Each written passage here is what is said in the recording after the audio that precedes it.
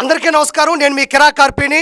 జగనన్న ఆశీస్సులతో అప్పటి క్రీడా శాఖ మంత్రి ఆర్కే రోజా, అప్పటి SAAP chairman, sports authority of Andhra Pradesh chairman Byreddy Siddhartha Reddy కలిసి ఆడుదాం ఆంధ్ర అనే ప్రోగ్రాం క్రియేట్ చేసి అందులో ఉన్నటువంటి ధనాన్ని అవినీతి, అవకతవకలు, నిధులు దుర్వినియోగం చేయడం మీద అప్పట్లో అభియోగాలున్నాయి, ఆరోపణలున్నాయి. అప్పటి వాళ్ళకి దాని గురించి కూడా బాగా తెలుసు. నారా చంద్రబాబు నాయుడు గారు విజిలెన్స్ అధికారుల్ని ఆడుదాం ఆంధ్ర ప్రోగ్రాం మీద, అందులో జరిగినటువంటి దారుణమైనటువంటి అవకతవకల మీద, నిధుల్ని దారి మరల్చినటువంటి పరిస్థితుల మీద విజిలెన్స్ని విచారణ జరపమని ఆదేశాలు జారీ చేయడం జరిగింది. విజిలెన్స్ డిపార్ట్మెంట్ అంటే ఆషామాషి కాదు. వాళ్ళకు ఒక స్పెషల్ టీం ఉంటుంది. చాలా లోతుగా వెళ్తారు, దర్యాప్తు చేస్తారు, అనుమానితుల్ని పట్టుకుంటారు, అన్ని చోట్ల గాలింపులు చేస్తారు, దస్తావేజులు పట్టుకుంటారు. అప్పటికి సంబంధించినటువంటి అన్ని విషయాల్లో కూడా వాళ్ళు లోతుగా పరిశీలిస్తారు.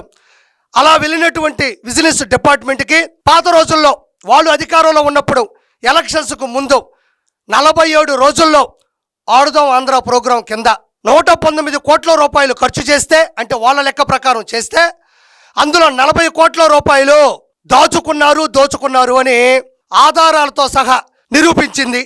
వాటికి సంబంధించినటువంటి నివేదికని ఈరోజో రేపో డీజీపీకి ఇవ్వడం జరుగుతుంది, ప్రభుత్వానికి కూడా వెల్లడించడం జరుగుతుంది.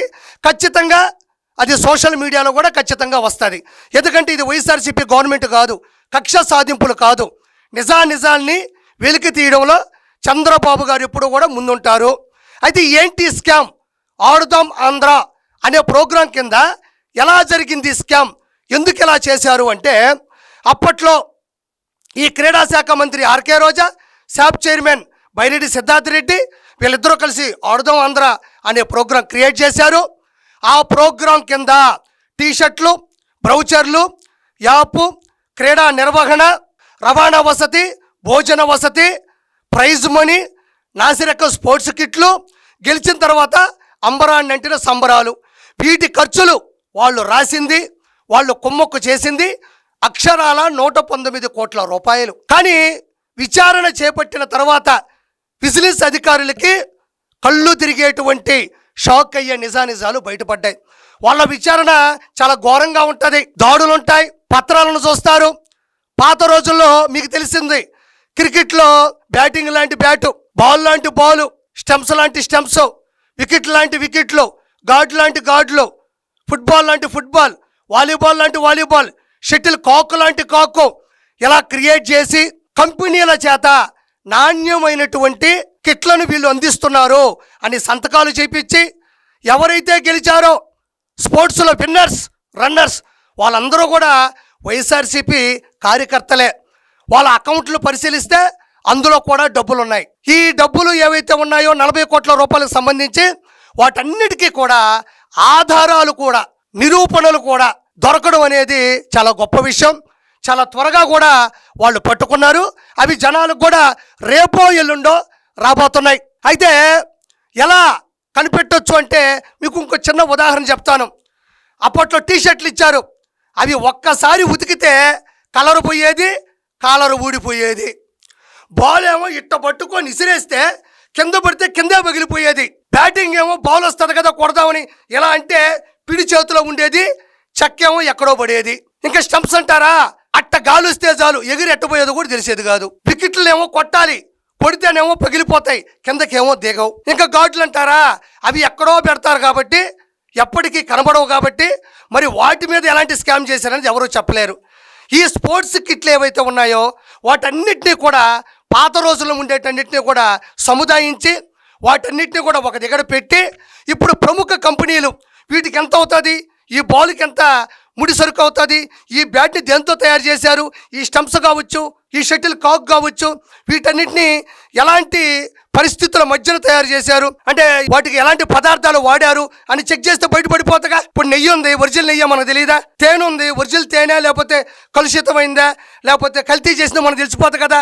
అప్పటి ఏదైతే కిట్లు ఉన్నాయో వాటన్నిటిని కూడా ఒక దగ్గర కేంద్రీకరించి వాటన్నిటిని కూడా చెక్ చేస్తే బాలు 5 రూపాయలు కూడా అవ్వదు, 500 రాస్తున్నారు. బ్యాటు 50 రూపాయలు కూడా అవ్వదు, 5000 రాస్తున్నారు. ఈ విధంగా అడ్డదిడ్డంగా ప్రైజ్ మనీలు వాళ్ళకే ఇచ్చి సంబరాలంట. అంటే వీళ్ళేదో ఐపీఎల్ టీం గెలిచిన తర్వాత పేలుస్తారు చూడు, పెద్ద పెద్ద బాంబులు, పెద్ద పెద్ద ఏదో మళ్ళీ కేకులు, కటింగులు, పెద్ద పెద్ద లైట్లు ఇలా క్రియేట్ చేసి డబ్బులు రాసేసి అడ్డదిడ్డంగా 40 కోట్లు. ఇవి మాత్రమే కాదు, జనరల్ ఫండ్స్ ఉంటాయి, కలెక్టర్ గారి సంబంధించినటువంటి మిగతా అధికారుల్లో ఉండేటువంటి నిధులు ఉంటాయి. వాటిని ఎన్ని వందల కోట్లు కూడా ఎత్తేసారన్నది కూడా రానున్న రోజుల్లో అతి భయంకరమైన నిజాలు కూడా బయటపడతా ఉన్నాయి. పోనీ ఇలా ఫుట్బాల్కి వాలీబాల్కి తేడా తెలియదు, షటిల్ కాక్ ఎట్టుంటుందో తెలియదు, క్రికెట్ అంటే తెలియదు, బ్యాట్తో బాల్ ఎట్టగొట్టాలో తెలియదు, అంపైరింగ్ ఎట్టుండాలో తెలియదు, అసలు ఏమీ తెలియదు. వీళ్ళందరూ కూడా కేవలం ఇది జగన్మోహన్ రెడ్డి చేసింది ఎందుకంటే ఆర్కే రోజా, బైరెడ్డి సిద్ధార్థ రెడ్డి ఆర్థికంగా బలపడాలి. రెండోది పబ్లిసిటీ. అంటే బ్యాట్ మీద అన్నబొమ్మే, కాక్ మీద అన్నబొమ్మే, బాల్ మీద అన్నబొమ్మే, వికెట్ల మీద అన్నబొమ్మే, ఎంత ఉంటాయి స్టంప్స్ వాటి మీద అన్నబొమ్మే, లోపల గార్డు ఉంటుంది ఎక్కడో వాటి మీద అన్నబొమ్మే. ఎలా బొమ్మ పెట్టే అన్నకిప్పుడు బొమ్మ కనబడబోతా ఉంది. Shuttle court, football court, volleyball court అని పాపాలు చేపెట్టే ఈరోజు సుప్రీంకోర్టు, హైకోర్టు అని కోర్టు మెట్లు ఎక్కాల్సి వస్తుంది.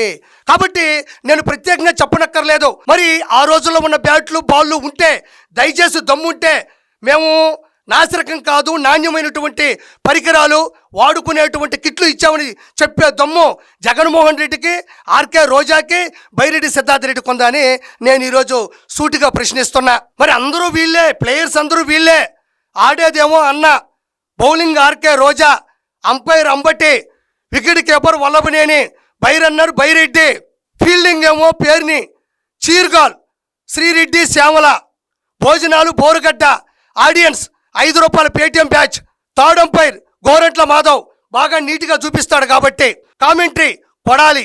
వీళ్ళందరూ క్రికెట్ ఆడాలి, 40 కోట్లు దోచుకోవాలి, దుబాయ్కి వెళ్ళి దోచుకోవాలి. ఇది కదా స్కామ్ అంటే. 100% ఆర్కే రోజా అరెస్ట్ అవబోతుంది. ఆవిడతో పాటు బైరెడ్డి సిద్ధార్థ రెడ్డి ఎవరైతే సంతకాలు పెట్టారో, ఎవరైతే ఈ స్కామ్లో దోపిడీ చేశారో, దోపిడీ చేసే వారికి వెన్నుండి నిలబడ్డారో, వెనక ఉన్నారో వాళ్ళందరూ కూడా నిందితులే. దీనికి సంబంధించినటువంటి నివేదికను డీజీపీ గారికి ఇవ్వబోతున్నారు, ప్రభుత్వానికి ఇవ్వబోతున్నారు, అదేవిధంగా సోషల్ మీడియా కూడా ఖచ్చితంగా ఇవ్వబోతున్నారు. 100% ఏసీబీ యాంటీ కరప్షన్ బ్యూరో విచారణకి ఆర్కే రోజా రావాలి, బైరెడ్డి సిద్ధార్థ రెడ్డి రావాలి, దీంట్లో ఎవరైతే ఉన్నారో వాళ్ళందరూ కూడా రావాలి. అడ్డదిడ్డంగా సంపాదించిన డబ్బులు సంపాదించారు కాబట్టి ఈ డబ్బులకి సంపాదనకు ఉండేటువంటి ఆస్తులు, అక్రమ ఆస్తులకు సంబంధించి ఈడీ, ఎన్ఫోర్స్మెంట్ డైరెక్టరేట్ ముందు కూడా వీళ్ళు రావాలి, జప్తు చేయాలి, మళ్ళీ దర్యాప్తు జరుగుతుంది. అతి తక్కువ రోజుల్లో రోజా మీద, బైరెడ్డి సిద్ధార్థ రెడ్డి మీద, వీళ్ళందరి మీద కూడా అరెస్టు వారెంట్ కూడా జారీ చేస్తారు. గుర్తుపెట్టుకో ఆర్కే రోజా, నీ పాపం పండింది. నువ్వు ఏదైతే ప్రజల డబ్బులతో ఆడుకున్నావో, అన్న ఆశీస్సులతో ముందుకెళ్ళావో, బైరెడ్డి సిద్ధార్థ రెడ్డితో ఏదైతే తప్పు చేశావో వాటికి నువ్వు శిక్ష అనుభవించాలి. రానున్న 30 సంవత్సరాల్లో మనమే రాబోతున్నాం. రానున్న 30 సంవత్సరాల్లో మహా అయితే 10 సీట్లు అటు ఇటు అవుతాయి తప్ప రాబోయేది మనమే అన్న చెప్పిన అత్యుత్సాహంతో, అడ్డదిడ్డమైన ఆత్మవిశ్వాసంతో మీరు చేసిన ఈ స్కామ్ ద్వారా 100% మీరు లోపలికి వెళ్తారు. దయచేసి ఇది ప్రజలు గమనించాలి. Thank you so much.